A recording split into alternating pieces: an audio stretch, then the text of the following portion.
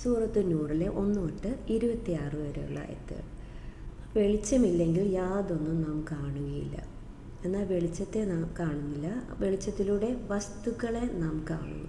അപ്പോൾ ഇരുട്ടിലായിരിക്കുമ്പോൾ നമുക്ക് ഇരുട്ടിലൂടെ പോകുമ്പോൾ പല അപകടങ്ങളും സംഭവിക്കാം. അതേപോലെ തന്നെയാണ് നമ്മുടെ ജീവിതത്തിൽ വേണ്ട മാർഗനിർദ്ദേശം ഇല്ലാതെ തെറ്റായ അറിവിലൂടെ നമ്മളെ നയിക്കാൻ ആരുമില്ലാതെ ജീവിക്കുമ്പോൾ, വേണ്ട വിവരമില്ലാതെ ജീവിക്കുമ്പോൾ പലവിധ അപകടങ്ങളിലും ബുദ്ധിമുട്ടുകളിലും വിഷമങ്ങളിലും നാം ചെന്നെത്തും.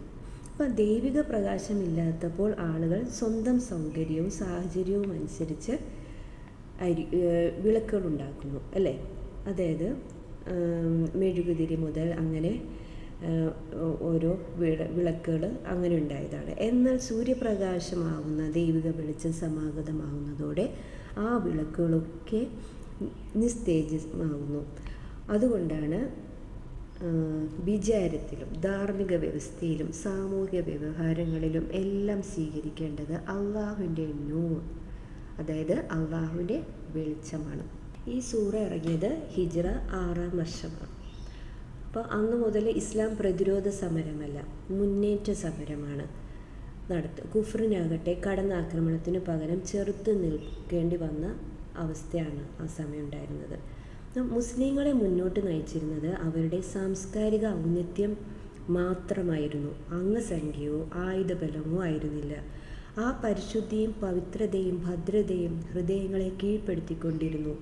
മുസ്ലിങ്ങൾക്കിടയിൽ സമ്പൂർണ്ണ ഐക്യവും ക്രമവും ചിട്ടയും സൃഷ്ടിച്ചു.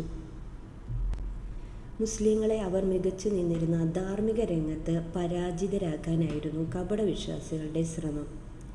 ഇതിനെതിരെ ക്ഷോഭജനകമായ പ്രസംഗം നടത്താനോ പ്രത്യാക്രമണത്തിന് പ്രേരിപ്പിക്കുകയോ അല്ല അള്ളാഹു ചെയ്തത്. പകരം തങ്ങളുടെ സദാചാരത്തിൽ എവിടെയൊക്കെ വിടവുകളുണ്ടോ അവ നികത്താനും ആ നിരയെ കൂടുതൽ ഭദ്രമാക്കാനും ഉപദേശിക്കുകയാണ് ചെയ്തത്. ഈ സൂറ ഇറങ്ങുന്ന സമയത്തിൽ ആ സമയം ഭയങ്കരമായ ഒരു പ്രലോഭിപ്പിക്കപ്പെട്ട സമയമായിരുന്നു. എങ്കിൽ തന്നെയും സമചിത്തതയോടെയാണ് നിയമനിർമ്മാണം നടത്തിയിരുന്നത്.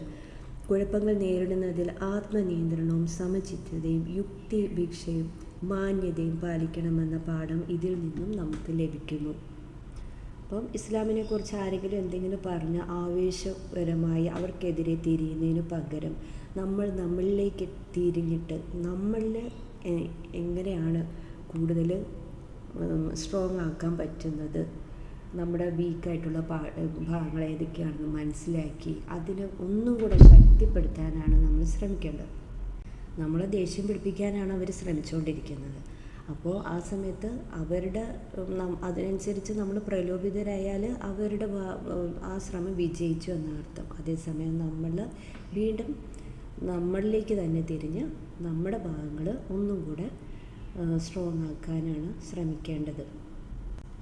സൂറ തുടങ്ങുമ്പോൾ തന്നെ ആദ്യത്തെ ആയത്തിൽ തന്നെ പറയുന്നത് നിർബന്ധമായി അനുസരിക്കേണ്ട ഖണ്ഡിതമായ നിയമങ്ങളാണ്. ഇഷ്ടമുണ്ടെങ്കിൽ സ്വീകരിക്കുകയും ഇല്ലെങ്കിൽ തള്ളിക്കളയുകയും ചെയ്യാവുന്ന ഒരു ശുപാർശ അല്ല അള്ളാഹു നമുക്ക് പറഞ്ഞു തരുന്നത്. നിർബന്ധമായിട്ട് അനുസരിക്കണമെങ്കിൽ ആദ്യം നമ്മൾ കാര്യങ്ങൾ മനസ്സിലാക്കണം, എന്നാലല്ലേ നമുക്ക് അനുസരിക്കാൻ പറ്റുള്ളൂ. അതുകൊണ്ട് നിർബന്ധമായിട്ട് നമ്മൾ എന്ത് ചെയ്യണം, ഖുർആനിലൂടെ സഞ്ചരിക്കണം. ഖുർആനിൽ അള്ളാഹു നമ്മളോട് പറഞ്ഞ കാര്യങ്ങൾ നമ്മൾ അറിയണം. വ്യഭിചാരിയെയും 100 അടി വീതം പ്രഹരിക്കുവിൻ. ദൈവിക ദീനിൻ്റെ കാര്യത്തിൽ അവരോടുള്ള കനിവ് നിങ്ങളെ സ്വാധീനിക്കാതിരിക്കട്ടെ. നിങ്ങൾ അള്ളാഹുവിലും അന്ത്യനാളിലും വിശ്വസിക്കുന്നുവെങ്കിൽ അവരെ ശിക്ഷിക്കുന്നതിന് ഒരുപറ്റം സത്യവിശ്വാസികൾ സാക്ഷികളാവുകയും വേണം. ശർഈ ശിക്ഷകൾ നടപ്പാക്കേണ്ടത് ഇസ്ലാമിക ഗവൺമെൻറ്റിൻ്റെ മാത്രം ബാധ്യതയാണ്. അപ്പോൾ നമുക്ക് സ്വന്തമായിട്ട് നമ്മൾ വേറെ ഒരു ഇസ്ലാമിക രാഷ്ട്രത്തിലല്ല എങ്കിൽ ജീവിക്കുന്നതെങ്കിൽ നമുക്ക് സ്വന്തമായിട്ട് ഈ വക ശിക്ഷകളൊന്നും നടപ്പാക്കാൻ പറ്റില്ല.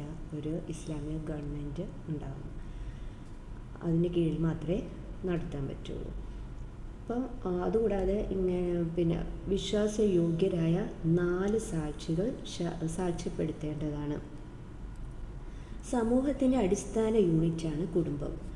കുത്തഴിഞ്ഞ ലൈംഗിക ബന്ധങ്ങൾ കുടുംബ വ്യവസ്ഥയെ തകർക്കുന്നു, എയ്ഡ്സ് പോലുള്ള രോഗാവസ്ഥയിലേക്ക് നയിക്കുന്നു. ഇന്ന് വ്യഭിചാരത്തെ ക്രിമിനൽ കുറ്റമായി പരിഗണിക്കുന്നതിനെ എതിർക്കുന്ന പ്രവണത കണ്ടുവരുന്നു. ഇതിനെ വ്യക്തി സ്വാതന്ത്ര്യം എന്ന പേരിൽ തള്ളിക്കളയാൻ പറ്റില്ല. വ്യക്തിയുടെ നിരുപാധികവും സ്വാതന്ത്ര്യം നിയന്ത്രിക്കുന്നതിനു വേണ്ടി തന്നെയാണ് സമൂഹം നീതിന്യായ വ്യവസ്ഥയും ശിക്ഷാ നിയമങ്ങളും സംവിധാനിക്കുന്നത്. നമ്മുടെ സ്വാതന്ത്ര്യത്തിന് ഒരു പരിധിയുണ്ട്. നമ്മളുടെ ഒരു വ്യക്തി സ്വാതന്ത്ര്യം വേറൊരാളുടെ സ്വാതന്ത്ര്യത്തെ ഹനിക്കുന്നതാകാൻ പാടില്ല. അതിനൊക്കെ കുറച്ച് ലിമിറ്റുണ്ട്.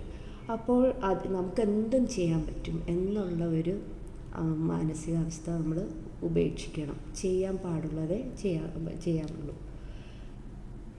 ഇനി വിവാഹിതരാണെങ്കിൽ എറിഞ്ഞു കൊല്ലലും അവിവാഹിതരാണെങ്കിൽ 100 അടിയുമാണ് ശിക്ഷ. എന്തുകൊണ്ടാണ് അള്ളാഹു നമുക്ക് ഓരോ നിയമങ്ങൾ വെക്കുന്നത്? നമ്മുടെ തന്നെ ഗുണത്തിന് വേണ്ടിയിട്ടാണ്. അപ്പോൾ ഇതിന് ഒരുപാട് ബുദ്ധിമുട്ടുകളുണ്ട്. നമുക്ക് കുടുംബത്തിലായിരിക്കും ഏറ്റവും കൂടുതൽ ഈ പ്രശ്നങ്ങൾ ബാധിക്കുന്നത്. ഒരു മനുഷ്യൻ്റെ ഏറ്റവും മുഖ്യമായ ഘടകമാണ് കുടുംബം എന്ന് പറയുന്നത്. അവർക്ക് ആ കുടുംബത്തിൽ നിന്ന് വേണം സമാധാനം കിട്ടാൻ. അത് ഇതേപോലെ തോന്നുന്ന പോലെ ആയിക്കഴിഞ്ഞാൽ, അതിനൊരു ഭദ്രതയില്ലാതെ തോന്നുന്ന പോലെ ആയിക്കഴിഞ്ഞാൽ അതിലുണ്ടാകുന്ന കുട്ടികൾക്കും എല്ലാം ഒരുപാട് ബുദ്ധിമുട്ടുകൾ അനുഭവിക്കും. നിയമങ്ങൾ കൊണ്ട് മാത്രം സമൂഹം ധാർമ്മിക ദൂഷ്യങ്ങളിൽ നിന്നും ദുരാചാരങ്ങളിൽ നിന്നും മാറി നിൽക്കുകയില്ല. അനാശാസ്യങ്ങളും കുറ്റകൃത്യങ്ങളും വർജ്യവും വെറുക്കപ്പെട്ടതുമാണെന്ന ഒരു പൊതുബോധവും സമൂഹ മനസ്സിൽ സജീവമായിരിക്കണം. അതായത് നമ്മുടെ ഉള്ളിൽ ഇതിനെക്കുറിച്ചൊരു വെറുപ്പാണ് വേണ്ടത്. ഇന്ന് സോഷ്യൽ മീഡിയയിൽ ഇതൊക്കെ ഭയങ്കര ട്രെൻഡിങ് ആയിട്ടാണ് കാണിക്കുന്നത്. ഇതെല്ലാവർക്കും ചെയ്യാം, നോർമലൈസ് ചെയ്തിരിക്കുകയാണ്. ഇത് വലിയൊരു പ്രശ്നമൊന്നും അല്ല എന്ന രീതിയിൽ സിംപ്ലിഫൈ ചെയ്താണ് നമ്മുടെ മൈൻഡിൽ കൊണ്ടുവന്നിരിക്കുന്നത്. പക്ഷേ നമ്മൾ ഈ ഒരു ഇതിനെ വെറുപ്പോടുകൂടി കണ്ടു കഴിഞ്ഞാൽ നമ്മൾ ആ വക കാര്യങ്ങളിലേക്ക് അടുക്കുക പോലും ഇല്ല. നമ്മളുടെ മനസ്സുകൊണ്ട് വെറുത്ത് കഴിയുന്നാൽ ആ സാധനം അതിന് വേണ്ടി നമ്മൾ ടൈം സ്പെൻഡ് ചെയ്യുകയില്ല, അതിൻ്റെ പുറകെ പോവുകയില്ല, നമ്മൾ ഒരിക്കലും വഴിതെറ്റുകയില്ല. അത് ഏറ്റവും വലിയൊരു ടൂളാണ്. അല്ലാതെ നമുക്ക് ഓരോരുത്തരെയും ഇതിൽ നിന്ന് പിന്തിരിപ്പിക്കാൻ അത്ര എളുപ്പമൊന്നുമല്ല. അപ്പം നമുക്ക് ഈസി വേ അതെങ്ങനെയാണ് അതിൽ നിന്ന് മാറി നിൽക്കാൻ പറ്റുന്നത്, നമ്മുടെ കുട്ടികളെ എങ്ങനെയാണ് നമുക്ക് അതിൽ നിന്ന് അകറ്റാൻ പറ്റുന്നത്. അപ്പോൾ ഇങ്ങനെയുള്ള ഒന്നും നമ്മൾ പ്രൊമോട്ട് ചെയ്യാതെ ഇതിനോട് നയിക്കുന്ന ഒരു കാര്യവും അതിൽ വെറുത്ത് അതിൽ നമ്മളിൽ നിന്നും പാടെ ആ ടോക്ക് തന്നെ നമ്മൾ ഒഴിവാക്കണം. നമ്മൾ കാണുന്നു, സംസാരിക്കുന്നു, ഇതിൽ കൂടെയൊക്കെയാണ് ഇത് കൂടുതൽ ആൾക്കാരിൽ ഇൻഫ്ലുവൻസ് ചെയ്യുന്നത്. കുറ്റകൃത്യങ്ങളോടും അനാശാസ്യ നടപടികളോടും സമൂഹങ്ങളിൽ പണ്ടുണ്ടായിരുന്ന അറപ്പും വെറുപ്പും ഗണ്യമായ അളവിൽ ക്ഷയിച്ചു പോയത് തന്നെയാണ് ഇക്കാലത്ത് ഇവ വളരാൻ കാരണം. വിവാഹാലോചനകളിൽ വരൻ്റെയും വധുവിൻ്റെയും സ്വഭാവശുദ്ധി പ്രത്യേകം അന്വേഷിക്കണം. പരസ്ത്രീ ബന്ധമുള്ള പുരുഷൻ ചാരിത്രവതിയായ മാന്യ വനിതയെയും ചാരിത്രശുദ്ധിയില്ലാത്ത സ്ത്രീ സദാചാര പ്രതിബദ്ധതയുള്ള പുരുഷനെയും വിവാഹാലോചിക്കാനേ പാടില്ല. അവർ തമ്മിൽ ചേരില്ല, എത്ര സമ്പത്തോ സൗന്ദര്യമോ കുടുംബബലമോ ഉണ്ടെങ്കിലും. അപ്പം ഏറ്റവും മെയിനായിട്ടുള്ള നമ്മൾ കല്യാണം ആലോചിക്കുമ്പോൾ നോക്കേണ്ട ആസ്പെക്റ്റ് അവർ തമ്മിൽ മാച്ച് ആവുന്നുണ്ടോ, അവർ തമ്മിൽ ചേരുന്നുണ്ടോ എന്നുള്ള രീതിയിലാണ്. ഒരാൾ നല്ലത് ഒരാൾ മോശമാകുമ്പോൾ അവർ തമ്മിൽ മനസ്സുകൊണ്ട് ഒരിക്കലും യോജിച്ചു പോകാൻ ഈസിയല്ല. അതുകൊണ്ട് ആ രീതിയിൽ വേണം നമ്മൾ കല്യാണം ആലോചിക്കാൻ. ചാരിത്രവതികളായ കുലസ്ത്രീകളിൽ അവിഹിത വീഴ്ച ആരോപിച്ചിട്ട് അതിന് 4 സാക്ഷികളെ ഹാജരാക്കാത്തവരെ 80 വീതം പ്രഹരിക്കുവിൻ. അവരുടെ സാക്ഷ്യം ഒരിക്കലും സ്വീകരിച്ചുകൂടാ. അത്തരക്കാർ തെമ്മാടികൾ തന്നെയാവുന്നു. എന്നാൽ സ്വന്തം ഇണകളിൽ അവിഹിത വീഴ്ച ആരോപിക്കുകയും അതിന് തങ്ങളല്ലാതെ മറ്റു സാക്ഷികൾ ഇല്ലാതിരിക്കുകയും ചെയ്യുമ്പോൾ അവരിൽ ഒരാളുടെ സാക്ഷ്യം തൻ്റെ ആരോപണം സത്യമാണെന്ന് അള്ളാഹുവിൽ ആണയിട്ടുകൊണ്ട് 4 പ്രാവശ്യം സത്യം ചെയ്യലാവുന്നു. 5-ാം പ്രാവശ്യം താൻ പറയുന്നത് കള്ളമാണെങ്കിൽ തന്നിൽ ദൈവശാപം ഭവിച്ചു കൊള്ളട്ടെ എന്നും പറയണം. ഇനി ഇത് തെറ്റായ ആരോപണമാണെന്നുണ്ടെങ്കിൽ അയാളുടെ ആ ആരോപണം കള്ളമാണെന്ന് അള്ളാഹുവിൽ ആണയിട്ട് 4 വട്ടം അവൾ സത്യം ചെയ്യുന്നത് അവളിൽ നിന്നും ശിക്ഷയെ തടയുന്നതാവുന്നു. 5-ാം പ്രാവശ്യം അയാളുടെ ആരോപണം സത്യമാണെങ്കിൽ തന്നിൽ ദൈവശാപം ഭവിക്കട്ടെ എന്നും പറയണം. ഹിജ്റ 6-ാം വർഷം അവതരിച്ചാണ് അടുത്ത ആയകൾ. അപ്പോൾ മദീനയിലേക്കുള്ള പ്രവാചകൻ്റെയും മുഹാജിറുകളുടെയും ആഗമനം, പ്രവാചകൻ സല്ലല്ലാഹു അലൈഹി വസല്ലം അവിടുത്തെ നേതാവായി തീർന്നതും ഇഷ്ടമില്ലാത്ത ചിലർ അവരുടെ ഉണ്ടായിരുന്നു. 10 തൊട്ട് 11 വരെയുള്ള ആയത്തുകളാണ് അടുത്ത് പറയുന്നത്. അവർ പുറമേ വിശ്വാസികളായി നടിച്ചു. ഇവർ മുനാഫിക്കുകൾ എന്നറിയപ്പെടുന്നു. അബ്ദുല്ലാഹ് ഇബ്നു സുലൂൽ ആയിരുന്നു ഇതിൻ്റെ തലവൻ. പ്രവാചകൻ സല്ലല്ലാഹു അലൈഹി വസല്ലം മദീനയിൽ എത്തുന്നതിന് മുമ്പ് മദീനയുടെ രാജാവാകാൻ തയ്യാറെടുക്കുകയായിരുന്നു. ഇസ്ലാമിൻ്റെ ശക്തിയും പ്രതാപവും വർദ്ധിച്ചു കൊണ്ടിരുന്നു. സൈനിക നീക്കത്തിലൂടെ അവരെ പുറത്താക്കാൻ കഴിയില്ലെന്ന് മനസ്സിലായി. പിന്നെ അവർ 2 വഴികളാണ് നോക്കിയിരുന്നത്. ഒന്ന്, അൻസാറുകളെയും മുഹാജിറുകളെയും തമ്മിലടിപ്പിക്കുക. ആധുനിക കാലത്തും പ്രതിയോഗികൾ ഇസ്ലാമിനും മുസ്ലിങ്ങൾക്കുമെതിരെ ഏറ്റവും ശാസ്ത്രീയമായി പ്രയോഗിച്ചുകൊണ്ടിരിക്കുന്നത് ഈ 2 തന്ത്രങ്ങൾ തന്നെയാണ്. രണ്ടാമതുള്ളത് ഐക്യവും കെട്ടുറപ്പും കഴിഞ്ഞാൽ പിന്നെ മുസ്ലിങ്ങളുടെ ഏറ്റവും വലിയ ശക്തി ഉന്നതമായ ധർമ്മനിഷ്ഠയും സദാചാര പ്രതിബദ്ധതയുമാണ്. ഇവ തകർക്കപ്പെടുന്നതിലൂടെ ജനങ്ങൾക്ക് ഇവരിലുള്ള മതിപ്പും വിശ്വാസവും ക്ഷയിക്കാൻ കാരണമാകും. പ്രമുഖരായ വിശ്വാസികളെക്കുറിച്ചും അവരുടെ നേതാക്കളെക്കുറിച്ചും ഏറ്റവും വഷളായ അപവാദങ്ങൾ പ്രചരിപ്പിക്കുകയാണ് അതിനുള്ള മാർഗം. ഇപ്പോൾ മുസ്ലിം രാഷ്ട്രങ്ങൾ യുദ്ധം ചെയ്യുന്നത് മുസ്ലിങ്ങളുടെ ജന്മദേശത്ത് നിന്ന് അവരെ ആട്ടിയോടിച്ച് ആ ദേശത്തെ സ്വന്തം ദേശമായി വാഴുന്നവരോടല്ല, ആ അതിക്രമത്തിന് കൂട്ടുനിൽക്കുന്നവരോടുമല്ല, മറിച്ച് സ്വന്തം സഹോദര രാഷ്ട്രങ്ങളോടാണ്. മുസ്തലിഖ് ഗോത്രം മദീനയെ ആക്രമിക്കാൻ പ്ലാൻ ചെയ്യുന്നു എന്ന് നബി സല്ലല്ലാഹു അലൈഹി വസല്ലമയ്ക്ക് വിവരം ലഭിച്ചു. ആപത്ത് മൂർച്ഛിക്കുന്നതിന് മുമ്പ് അതില്ലാതാക്കുക എന്ന ലക്ഷ്യത്തോടെ നബി സല്ലല്ലാഹു അലൈഹി വസല്ലമയും ശിഷ്യന്മാരും ഒരു പടയുമായി അവർക്ക് നേരെ പുറപ്പെട്ടു. അവരുമായി ഏറ്റുമുട്ടി അധികം വൈകാതെ ശത്രുക്കൾ ആയുധം വെച്ച് കീഴടങ്ങുകയായിരുന്നു. അതിനുശേഷം റസൂലും അനുചരന്മാരും വിശ്രമിക്കവേ അതിനിടയിൽ 2 പേർ തമ്മിൽ വെള്ളത്തിൻ്റെ പേരിൽ കശപിശമുണ്ടായി. ഒരാൾ അൻസാറുകളിൽ നിന്നും മറ്റൊരാൾ മുഹാജിറുകളിൽ നിന്നുമുള്ളതായിരുന്നു. അവർ തമ്മിൽ പറഞ്ഞ് പ്രശ്നം ഒതുക്കുകയും ചെയ്തു.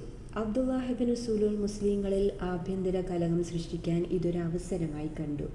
നാം സ്വയം വരുത്തി വെച്ച വിനകളാണ് ഇതൊക്കെ. നമ്മൾ അവരെ കൊണ്ടുവന്ന് സ്വന്തം നാട്ടിൽ കുടിയിരുത്തി നമ്മുടെ ഭൂമിയും അവർക്ക് പങ്കുവച്ചു, സമ്പത്തും. ഇന്ന് തന്നെ ഈ സഹായങ്ങൾ പിൻവലിക്കുകയാണെങ്കിൽ അവർ നിരാലംബരായി അലഞ്ഞു നടക്കുന്നത് കാണാം. ദൈവത്താൽ മദീനയിൽ മടങ്ങിയെത്തിയാൽ അവിടുത്തെ പ്രതാപികളായ നമ്മൾ ഈ പതിതരെ ആട്ടിപ്പായിക്കുക തന്നെ ചെയ്യും. സൂറ മുനാഫിക്കൂനിൽ പറയുന്നു. അപ്പോൾ ഈ മുനാഫിക്കുകൾ കപട വിശ്വാസികൾ ഇസ്ലാമിൻ്റെ ഉള്ളിൽ തന്നെ നിന്നുകൊണ്ട് ഇസ്ലാമിനെതിരെ പണിയെടുക്കുന്നവരാണ്. അവരുടെ ഉള്ളിൽ വിശ്വാസം വളരെ കുറവേ ഉള്ളൂ. അവർ അള്ളാഹുവിനേക്കാളുപരി അവരുടെ കാര്യങ്ങളും അവരുടെ അഭിപ്രായങ്ങൾക്കുമാണ് മുൻതൂക്കം കൊടുക്കുന്നത്. അവർക്ക് പല നേട്ടങ്ങൾക്കും വേണ്ടിയിട്ടാണ് ഇസ്ലാമിൻ്റെ ഉള്ളിൽ കടന്നുകൂടി അത് മുസ്ലിം ആണെന്നുള്ള വ്യാജനെ നിൽക്കുന്നത്. അപ്പോൾ അവരിതിനുള്ളിൽ നിന്നുകൊണ്ട് തമ്മിലടിപ്പിക്കുന്നതൊക്കെ അവരുടെ ഒരു സ്വഭാവത്തിൻ്റെ പാർട്ടാണ്.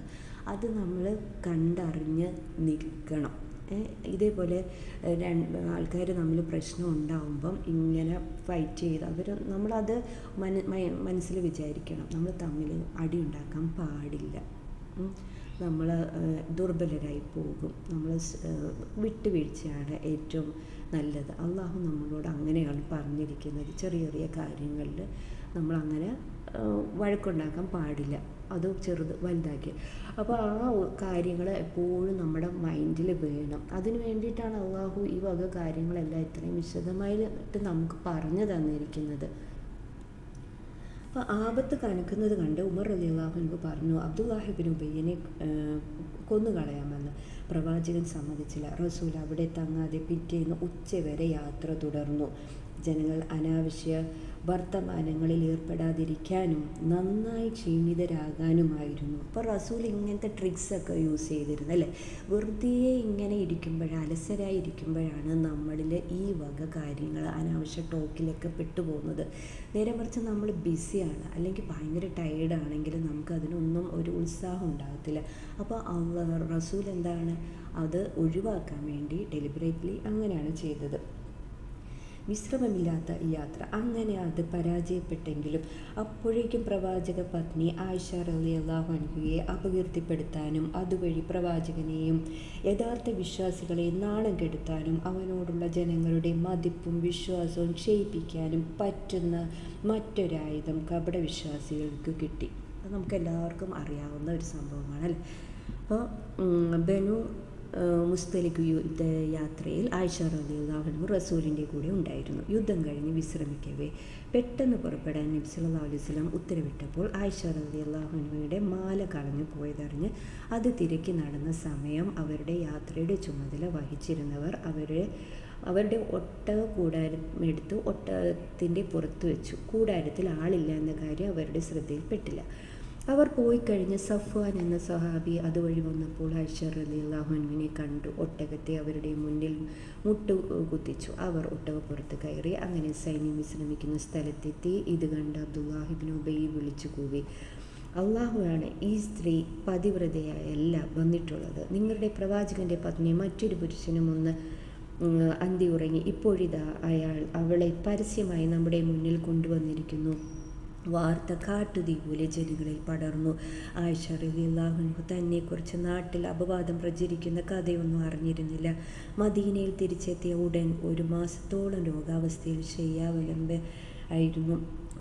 സാധാരണ രോഗാവസ്ഥയിൽ റസൂൽ കാണിച്ചിരുന്ന അലിവും കനവും ഇപ്രാവശ്യം കാണിച്ചില്ല. അതിൽ എന്തോ പന്തികേടുണ്ടെന്ന് ആയിഷ റളിയല്ലാഹു അൻഹയ്ക്ക് തോന്നിയിരുന്നു. ഒടുവിൽ കൂടുതൽ പരിചരണം ആഗ്രഹിച്ചുകൊണ്ട് പ്രവാചകൻ്റെ അനുമതിയോടെ സ്വന്തം വീട്ടിലേക്ക് മാറി. മിസ്തഹിൻ്റെ മാതാവും അവരോടൊപ്പം ഉണ്ടായിരുന്നു. അബൂബക്കർ റളിയല്ലാഹു അൻഹുവിൻ്റെ ഒരകന്ന സഹോദരിയായിരുന്നു അവർ.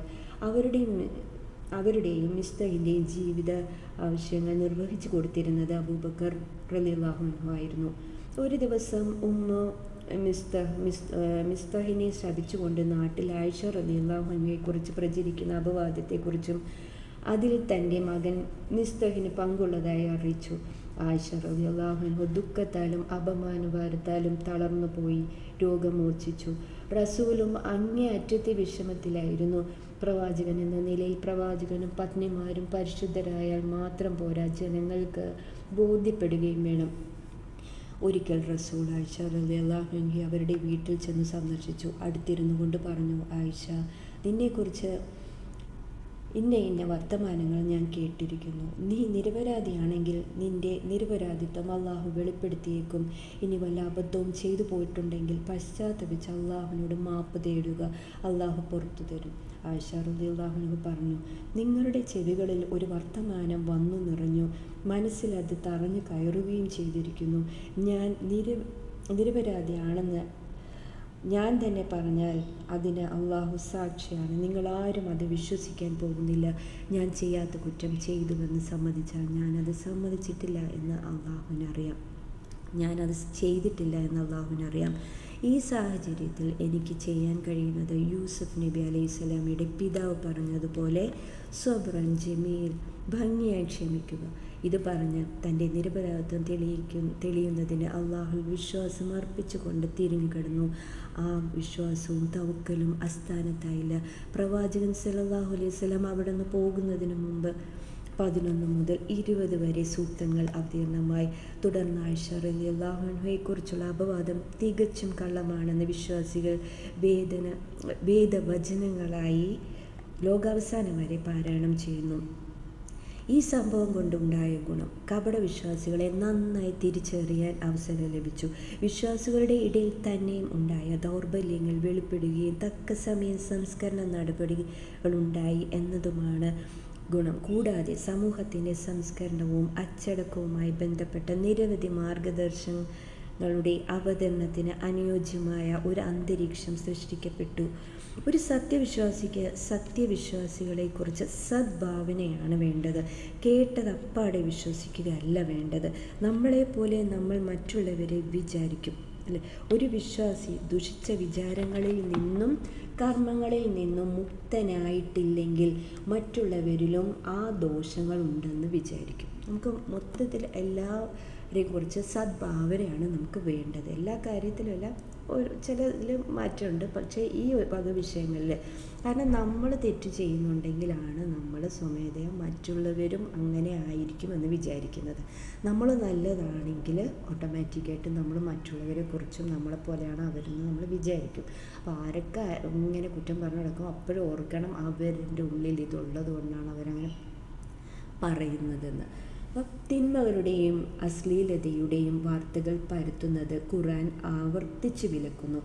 അത് നിസ്സാരവൽക്കരിക്കാനും എല്ലാവരും ചെയ്താൽ നമുക്കും ചെയ്യാം എന്ന് വരികയും ചെയ്യും. ഇത് പറഞ്ഞു പരത്തുന്നതിന് മുമ്പ് എന്തുകൊണ്ട് 4 സാക്ഷികളെ കൊണ്ടുവന്നില്ല?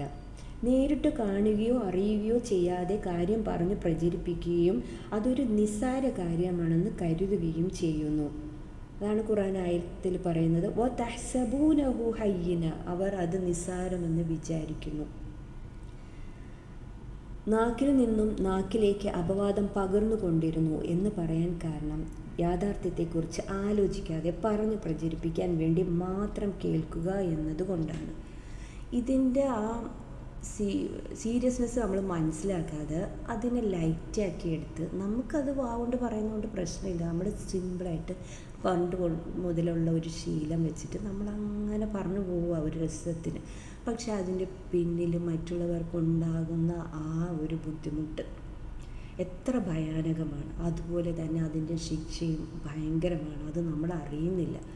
അതുകൊണ്ട് നമ്മൾ അറിയാതെ ഉണ്ടായ ഈ ശീലം നമ്മളത് മാറ്റണമെങ്കിൽ ഈ ആയത്തുകളിലൂടെ നമ്മൾ പോകണം. അള്ളാഹു നമുക്ക് തന്നിട്ടുണ്ട്. ലൗല ഇദ് സമിഅ്തുമൂഹു ളന്നൽ മുഅ്മിനൂന വൽ മുഅ്മിനാതു ബിഅൻഫുസിഹിം ഖൈറ. എന്തുകൊണ്ട് അവരെക്കുറിച്ച് ഇങ്ങനെ പറഞ്ഞു നടന്നപ്പോൾ അവർ നല്ലതാണെന്ന് നമ്മളിൽ ഒരു വിചാരം വന്നില്ല? കേട്ടവർ പോലും അതിനൊന്നും കറക്റ്റ് ചെയ്ത് പറഞ്ഞു കൊടുക്കുന്നുമില്ല, വെറുതെ ഇങ്ങനെ പറഞ്ഞു പോകുന്നു. എന്തുകൊണ്ട് നമ്മളെക്കുറിച്ചെന്ന് വെച്ചാൽ നമ്മുടെ തന്നെ കൗമിനെക്കുറിച്ച് നമ്മൾ എന്തുകൊണ്ട് നല്ലത് വിചാരിച്ചില്ല? പിന്നെ വേറെ ഇതിൽ പറയുന്നത്, ഇത് തലഖൗനഹു ബി അൽസിനതികും വതഖൂലൂന ബി അഫ്വാഹികും മാ ലൈസ ലക്കും ബിഹി ഇൽമുൻ വതഹ്സബൂനഹു ഹയ്യിന വഹുവ ഇൻദല്ലാഹി അളീം. അവർ നിസ്സാരമാണെന്ന് വിചാരിച്ചുകൊണ്ടാണ് അവരിത് പറയുന്നത്. അപ്പോൾ ഈ വക ആയത്തുകൾ നമ്മൾ ഇടയ്ക്കിടയ്ക്ക് കേൾക്കുകയും നമുക്ക് വീണ്ടും നമ്മൾ അലേർട്ടാവും, നമ്മളീ പറയുന്നത് ശരിയല്ല. അങ്ങനെ വീണ്ടും വീണ്ടും കേട്ട് പതുക്കെ ഇത് മാറ്റിയിട്ടാണ് നമുക്ക് ആ ഹാബിറ്റ് നമുക്ക് ഒഴിവാക്കാൻ പറ്റുന്നത്. അല്ലാതെ ഒറ്റയടിക്ക് ഞാൻ നാളെ മുതൽ അങ്ങനെ ആരെയും കുറിച്ച് ഒന്നും പറയില്ല എന്ന് പറയാൻ പറ്റില്ല. കാരണം നമ്മളറിയാതെ ഒരു ഹാബിറ്റ് നമുക്ക് ഫോം ആയിട്ടുണ്ട്. അത് ഇനി മാറ്റി പുതിയൊരു ഹാബിറ്റ് ഇൻസ്റ്റാൾ ചെയ്യണമെങ്കിൽ ഇത് വീണ്ടും കേൾക്കണം. എന്നിട്ട് പിന്നെ അതിലേക്ക് നയിക്കുന്ന എല്ലാ സാഹചര്യവും നമ്മൾ അവോയ്ഡ് ചെയ്യണം. അങ്ങനെ മാറ്റി എടുക്കാൻ പറ്റും. ഓരോ സ്വഭാവവും നമ്മളിൽ അങ്ങനെ മാറ്റാൻ പറ്റുള്ളൂ. അല്ലാതെ ഖുർആൻ മെയിനായിട്ട് നമുക്കത് അർത്ഥം പഠിക്കണം. എന്നാൽ മാത്രമേ ഉള്ളൂ നമുക്കത് കേൾക്കുമ്പം അത് കറക്ഷൻ നടക്കുകയുള്ളൂ. സൂറത്തുൽ കഹ്ഫ് എല്ലാ വീക്കിലും ഓതണമെന്ന് പറയുന്നു. പക്ഷെ അതിൽ നിന്ന് നമുക്ക് ഒരുപാട് മാറ്റങ്ങൾ നമുക്ക് ഉണ്ടാക്കാൻ പറ്റും. അതെങ്ങനെയാണ്? അതിൻ്റെ മീനിങ് അറിയാമെങ്കിൽ മാത്രമേ വീണ്ടും കേട്ട് നമ്മളുടെ സ്വഭാവത്തിലൊരു ചേഞ്ച് ഉണ്ടാവുള്ളൂ. അപ്പം ന്യായം കൊണ്ടും നേരുകൊണ്ടും ശക്തി കൊണ്ടും നേർക്കുനേരെ നേരിടാൻ കഴിയാത്തവരെ അപവാദം കൊണ്ടും ചതികൾ കൊണ്ടും തോൽപ്പിക്കാൻ ശ്രമിക്കുക ജാഹിലിയ സ്വഭാവമാണ്. അപ്പോൾ അത് അവരുടെ ഒരു ടൂളാണ്, അങ്ങനെ നമ്മൾ ഇല്ലാതാക്കുക എന്നുള്ളത്.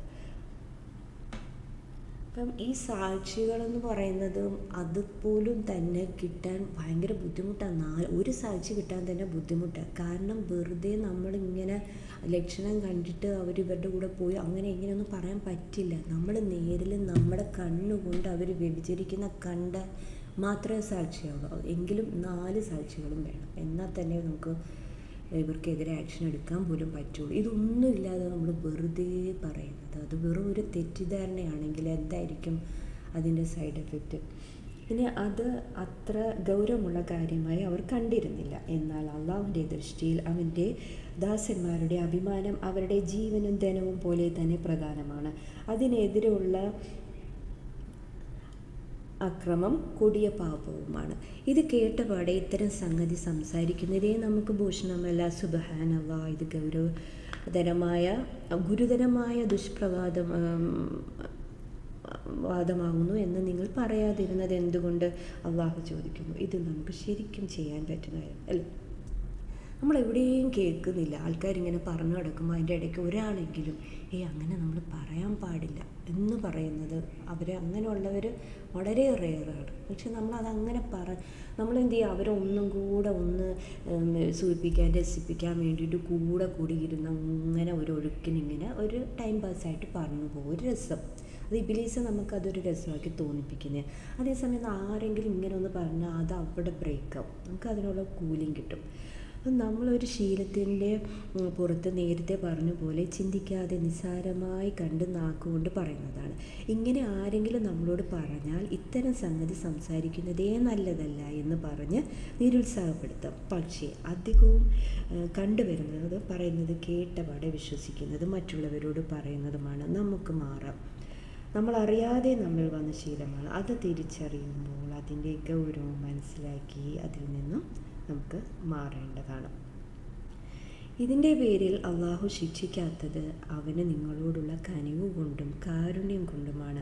സ്വന്തം അപരാധം തിരിച്ചറിയാനും പശ്ചാത്തപിക്കാനും സ്വയം സംസ്കരിക്കാനും നിങ്ങൾക്ക് അവസരം തന്നിരിക്കുകയാണ് അവനിപ്പോൾ. ചെകുത്താൻ നിങ്ങളുടെ ബന്ധവൈരിയാണ്. അവൻ്റെ കാൽപ്പാടുകൾ പിന്തുടരാതിരിക്കാൻ ശ്രദ്ധിക്കണം. മറഞ്ഞു നിന്ന് മനുഷ്യ മനസ്സിൽ ദുർമോഹങ്ങളും ദുർവിചാരങ്ങളും ഉണർത്തുകയാണ് ചെകുത്താൻ ചെയ്യുന്നത്.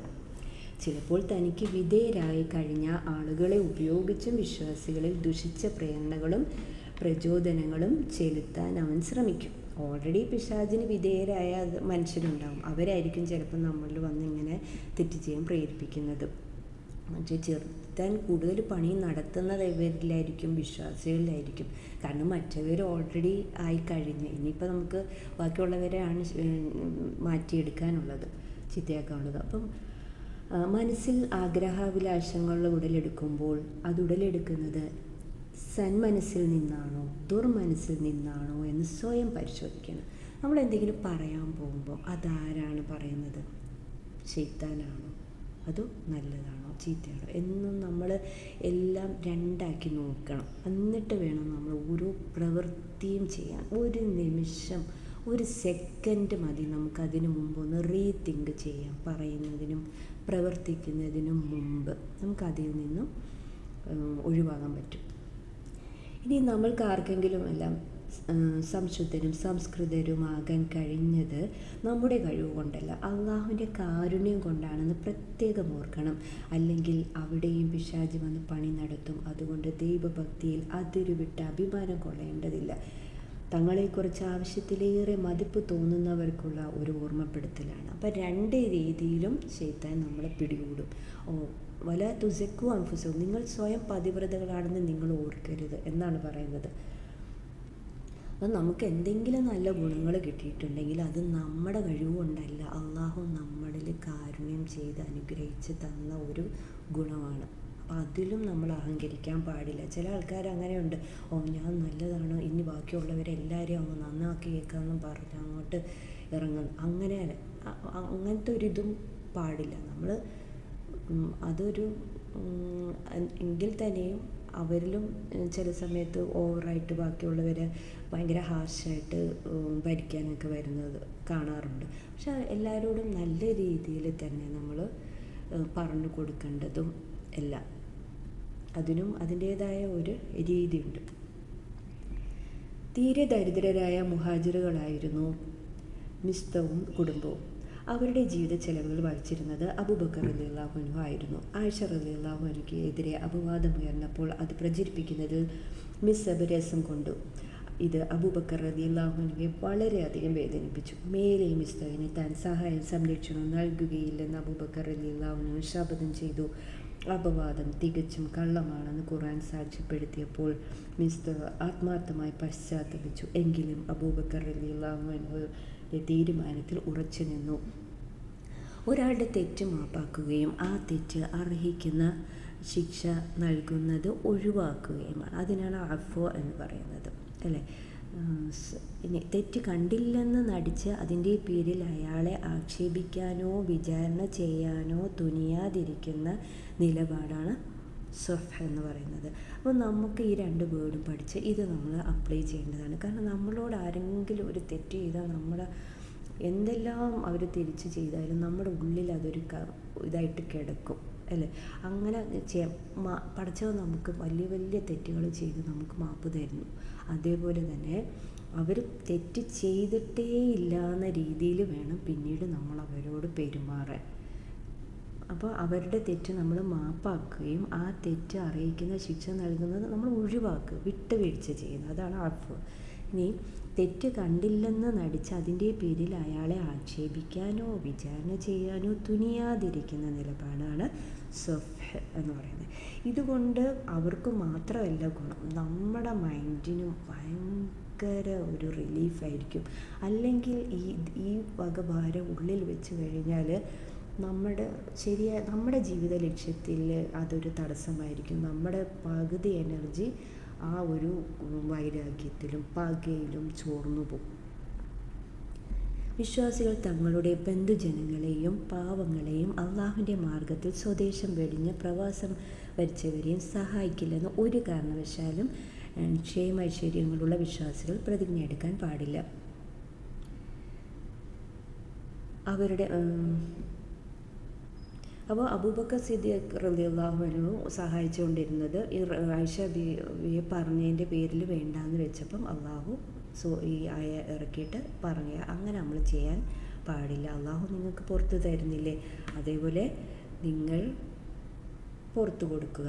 എല്ലാ സിറ്റുവേഷനിലും എല്ലാ പാപവും പൊറുക്കണം എന്നല്ല, പ്രതിരോധം എന്ന നിലയ്ക്ക് തിരിച്ച് ആക്രമിക്കാവുന്നതാണ്. അത് സൂറ ഷൂറയിൽ പറയുന്നത്. ചില യുദ്ധ സമയങ്ങളിലും അങ്ങനത്തെ ഭയങ്കര ചില കാര്യങ്ങൾ ചിലർ നമ്മൾ പുറത്തു കൊടുക്കും തോറും ചില ആൾക്കാരെന്ത് ചെയ്യും, ഇവരോട് എനിക്ക് എന്തും ചെയ്യാം പാവ എന്നും പറഞ്ഞ് ചെയ്യുന്നവരും ഒക്കെ അങ്ങനെയൊക്കെ ഉണ്ട്. അങ്ങനെ ഓവറായിട്ട് നമ്മൾ അങ്ങനെ പാവമായിട്ട് താന്ന് നമുക്ക് ആർക്കും നമ്മളെന്തും പറയാം ചെയ്യാം എന്നുള്ളൊരു നിലപാടിൽ ആകാൻ പാടില്ല. അത് ഓരോ കാര്യവും അപ്ലൈ ചെയ്യേണ്ടത് ഓരോ സിറ്റുവേഷൻ അനുസരിച്ചിട്ടാണ്. അള്ളാഹു സകല കാര്യങ്ങളും വ്യക്തമായി രേഖപ്പെടുത്തുന്നുണ്ട്. തങ്ങളുടെ കുടില ചെയ്തികളെ കുറിച്ച് സ്വന്തം നാക്കുകളും കൈകാലുകളും സാക്ഷി പറയുന്ന നാൾ മറന്നു പോകേണ്ട. ഇവിടെ ദേഹേച്ഛകളിലും സ്വാർത്ഥ താല്പര്യങ്ങളിലും മാത്രമാണ് നമ്മുടെ ശ്രദ്ധ. ചെകുത്താൻ്റെ കാൽപ്പാടുകൾ പിന്തുടരുകയും ചെയ്യുന്നു. കർമ്മഫലം പൂർണ്ണമായി നൽകപ്പെടുന്ന നാളിൽ ഭൗതികാസക്തിയുടെ തിമിരം നീങ്ങിപ്പോകും. അപ്പോൾ ധർമാധർമ്മങ്ങളും സത്യാസത്യങ്ങളും വ്യക്തമായി വേർതിരിച്ചു കാണും. പക്ഷേ അപ്പോൾ ബോധ്യപ്പെട്ടിട്ട് ഒരു കാര്യവുമില്ല. ഇപ്പോൾ നമ്മൾ അനാവശ്യ കാര്യങ്ങളിൽ കൂടുതൽ സമയം ചെലവഴിക്കുന്നുണ്ട്. മൊബൈലാണെങ്കിലും ഒരു ഉപകാരവുമില്ലാതെ ടൈം ചെലവഴിക്കുന്നു. നമ്മുടെ മനസ്സ് ഗൗരവപരമായ കാര്യങ്ങളിൽ നിന്നും വ്യതിചലിച്ചു പോകുന്നു. ബ്രെയിനിൽ ആവശ്യമില്ലാത്ത പിക്ചറുകൾ വന്നു നിറയുന്നു. ആവശ്യമുള്ളത് മങ്ങിപ്പോകുന്നു. സന്മാർഗനിഷ്ഠരായ മാന്യന്മാരെക്കുറിച്ച് ലൈംഗികാരോപണം ഉന്നയിക്കുന്നതുമായി ബന്ധപ്പെട്ട സൂത്രം ഇവിടെ ഇത് കൊണ്ട് അവസാനിക്കുകയാണ്. 25 വരെ. അപ്പോൾ ഈ ദുനിയാവിൽ ശരിക്കും നമ്മൾ കൂടുതലും ടൈം സ്പെൻഡ് ചെയ്യുന്നത് ദേഹേച്ഛകളിലും നമ്മുടെ സെൽഫിഷായിട്ടുള്ള ഞാൻ എൻ്റെ കുടുംബം എനിക്ക് ഭയങ്കരമായിട്ട് ക്യാഷ് ഉണ്ടാക്കണം, എൻ്റെ മക്കളെ വലിയ ലെവലിൽ എത്തിക്കണം, അങ്ങനത്തെ ഒരു കിടമത്സരത്തിലും നമ്മുടെ ദേഹേച്ഛകളിലുമാണ് നമ്മുടെ ഇഷ്ടമുള്ള കാര്യങ്ങളും അങ്ങനെ. പക്ഷെ അതല്ല, ഇമ്പോർട്ടൻ്റ് ആയിട്ടുള്ള കുറേ കാര്യങ്ങളുണ്ട്. അതിന് വേണം നമ്മൾ ശ്രദ്ധ ചെലുത്തേണ്ടത്. അതിലേക്ക് ശ്രദ്ധ ചെലുത്തുമ്പോൾ ഓട്ടോമാറ്റിക്കായിട്ട് മറ്റു കാര്യങ്ങളെല്ലാം നമുക്ക് തന്നോളും. അപ്പോൾ ഈ വക കാര്യങ്ങളാണ് നമ്മൾ പ്രത്യേകം ശ്രദ്ധിക്കേണ്ടത്. അവിഹിത ബന്ധം. ഇനി അടുത്ത 26-ാമത്തെ ആയത്തിൽ അവിഹിത ബന്ധങ്ങളുള്ള വൃത്തികെട്ട സ്ത്രീകളും പുരുഷന്മാരും അവരെ പോലെ വൃത്തികെട്ടവരുമായ ഗുണകർത്താക്കളെ ചേരൂ. സംശുദ്ധരായ സ്ത്രീ പുരുഷന്മാർ അവരെ വിവാഹം ചെയ്തുകൂടാ. അഥവാ അറിയാതെ അങ്ങനെ ഒരു ബന്ധമുണ്ടായാൽ അവർക്ക് തുടർന്നു കൊണ്ട് പോകാനാവില്ല. തൻ്റെ ഭാര്യയ്ക്ക് പരപുരുഷ ബന്ധമുണ്ടെന്ന് തൻ്റെ ഭർത്താവിന് പരസ്ത്രീ ബന്ധമുണ്ടെന്ന് മനസ്സിലാക്കുന്ന മാന്യതയും അഭിമാനവുമുള്ള ഒരാളുടെ മനസ്സ് ആ ബന്ധം തുടർന്നു കൊണ്ട് പോകുവാൻ അനുവദിക്കുകയില്ല. ജീവിത വിശുദ്ധിയും സദാചാര നിഷ്ഠയുമുള്ളവർക്ക് അതേ ഗുണങ്ങളുള്ള ഇണകളെ ചേരൂ. അപവാദത്തിന് ഇരയായതിൻ്റെ പേരിൽ അള്ളാഹു അവർക്ക് സംഭവിച്ച ചെറിയ ചെറിയ വീഴ്ചകളെല്ലാം പുറത്തു കൊടുക്കും. അപ്പം നമ്മളെക്കുറിച്ച് ആരെങ്കിലും എന്തെങ്കിലും അപവാദം പറഞ്ഞിട്ടുണ്ടെങ്കിൽ നമ്മൾ ഭയങ്കരമായി ഡെസ്പാവും. അതേസമയം നമ്മൾ ഓർക്കണം, അത് പടച്ചവൻ്റെ ഒരു ടെസ്റ്റാണ്. അത് അള്ളാഹു അറിയുന്നുണ്ട്. അള്ളാഹു നമുക്ക് അതിനു പകരം നമ്മുടെ പാപങ്ങളെല്ലാം പുറത്തു തരും. പരലോകത്ത് അനുഗ്രഹീത സ്വർഗവും മഹത്തായ വിഭവങ്ങളും അവർക്ക് വേണ്ടി ഒരുക്കപ്പെട്ടിരിക്കുന്നു. ഇനി കെട്ട വർത്തമാനങ്ങൾ പറഞ്ഞു നടക്കാൻ ഇഷ്ടപ്പെടുന്നത് ചീത്ത മനുഷ്യരാണ്. വിശിഷ്ട വ്യക്തികൾ എപ്പോഴും താല്പര്യപ്പെടുക സദ്വർത്താനങ്ങൾ പ്രചരിപ്പിക്കാനാണ്. അപ്പം നമ്മൾ ഓരോ സംസാരിക്കുമ്പോഴും നോക്കണം നമ്മൾ ഏതിൽ പെട്ടതാണ്. നല്ല ആൾക്കാരിലാണോ ചീത്ത ആൾക്കാരിലോ പെട്ടത്. ചീത്ത ആൾക്കാർ ചീത്ത വർത്താനം പറയും, നല്ല ആൾക്കാർ നല്ല സംസാരിക്കും. അപ്പം ഇത്രയും ആയത്തിൽ നമുക്ക് മെയിനായിട്ട് നമുക്ക് കറക്റ്റ് ചെയ്യാനുള്ളത് മറ്റുള്ളവരെക്കുറിച്ച് അപവാദം പ്രചരിപ്പിക്കാൻ പാടില്ല എന്നുള്ളതാണ്. പിന്നെ വ്യഭിചാരം എന്നുള്ളത് അതും തീരെ പാടില്ലാത്ത കാര്യമാണ്. അതും നമ്മൾ ശരിക്കും ശ്രദ്ധിക്കേണ്ട കാര്യമാണ്. ചെറുതുപോലും ശ്രദ്ധിക്കണം, വലുതല്ല എങ്കിലും ചെറുതിൽ നിന്നാണ് വലുതിലേക്ക് പോകുന്നത്. അത് വീണ്ടും അതിനെ ഓർമ്മപ്പെടുത്തുന്ന ആയത്തുകൾ ഇനി മുമ്പോട്ട് വരുന്നുണ്ട്. അപ്പോൾ അതിൽ നമുക്ക് വിശദമായിട്ട് നോക്കാം. പിന്നെ ശ്രദ്ധിക്കേണ്ടത്, നമ്മൾ ഇസ്ലാമിൻ്റെ ഉള്ളിൽ അതിൻ്റെ ശക്തി എന്ന് പറയുന്നത് ആയുധമോ അംഗബലമോ ഒന്നുമല്ല. നമ്മുടെ മൊറാലിറ്റീസ് അത് നമ്മൾ സ്ട്രോങ് ആയിട്ട് പിടിക്കുക. അതാണ് ഏറ്റവും വലുത് വിജയം. ഈ ലോകത്തും പരലോകത്തും നമുക്ക് സമാധാനവും സന്തോഷവും നൽകുന്ന ഒരു ടൂൾ അത് തന്നെയാണ്. പിന്നെ ശ്രദ്ധിക്കേണ്ടത്, നമ്മൾ ഇപ്പം അബൂബക്കർ സിദ്ദീഖ് റളിയല്ലാഹു അൻഹു ചെയ്ത പോലെ നമ്മളോട് എന്തെങ്കിലും ഒരു ദേഷ്യം വന്നു കഴിയുമ്പം നമ്മൾ ചെയ്ത സഹായം നമ്മൾ നിർത്താൻ പാടില്ല. ഇവിടെ എത്ര ശത്രുക്കളാണെങ്കിലും ശരി. കാരണം അത് അവർക്ക് അള്ളാഹു അനുവദിച്ചു കൊടുത്ത അവകാശമാണ്. ഇല്ലാത്തവർക്ക് ഉള്ളവരിൽ ഉള്ള അവകാശമാണ്. അത് നമുക്ക് അള്ളാഹു തരുന്നതാണ് റിസ്ക്. അത് നമ്മളായിട്ട് സ്വാർത്ഥ ലാഭത്തിന് വേണ്ടി വേണ്ടാന്ന് വെക്കാൻ പാടില്ല. പ്രത്യേകം ശ്രദ്ധിക്കേണ്ടത്, അനാവശ്യമായിട്ട് ആരെയും കുറിച്ച് ഒന്നും അപവാദം പറയാൻ പാടില്ല. അത് നമുക്കത് നിസ്സാരമായിട്ട് തോന്നും, പക്ഷെ അത് പടച്ചവൻ്റെ ഭാഗത്ത് അത് ഭയങ്കരമായ ശിക്ഷ ഉള്ളതാണ്. മറുഭാഗത്തിന് ആ വ്യക്തിക്ക് അതിനെക്കുറിച്ച് ഭയങ്കരമായിട്ടുള്ള അവരുടെ അഭിമാനം ഹനിക്കുന്ന ഒരു സംഭവമാണ്.